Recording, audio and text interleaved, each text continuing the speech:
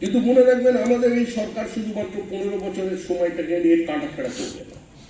তৃণমূল কংগ্রেস দুর্নীতিগ্রস্ত, corruption and Trinamool কংগ্রেসের synonymous.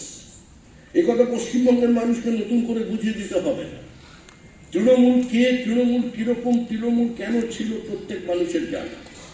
কেউ কেউ এখন আবার অন্যদিকে গিয়ে এদিক ওদিক করে মনে করছেন যে তার সমস্ত পাপ তিনি ধুয়ে মুছে ফেলবেন, মানুষ মেরে দেবেন। ডিম ছোড়াকে বিজেপি সমর্থন করে না। এই ডিম ছোড়ার রাজনীতি বা গ্লাসে ডিমকে ঢেলে দিয়ে কুলে গ্লাস দিয়ে এখন মুখের উপর ছোড়া রাজনীতি, এটা বিজেপির এজেন্ডার মধ্যে নেই। এ ধরনের ঘটনা রোজ রোজ সমাজে ঘটতে থাকলে সারা দেশের কাছে আমাদের মুখে চুনকালি পড়বে, সেটা আমরা চাই না। তৃণমূলকে তো মানুষ চিনে গেছে।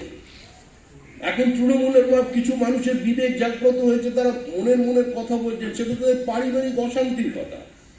আপনার স্ত্রীর সঙ্গে আপনার কি সংঘর্ষ হয়েছে, আপনাদের দুজনের মধ্যে কি ঘটেছে, বন্ধ ঘরের মধ্যে কি হয়েছে, সেটা তো আর আপনি এসে আমাদের এই শিক্ষক সম্মেলনে আমাদের এই সেলের কাছে জানাবেন না।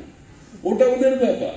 কিন্তু মনে রাখবেন, গাছের যত উঁচুতে গিয়ে বসুক না কেন, কাককে কোনোদিন পায়রার মতো দেখতে লাগবে না।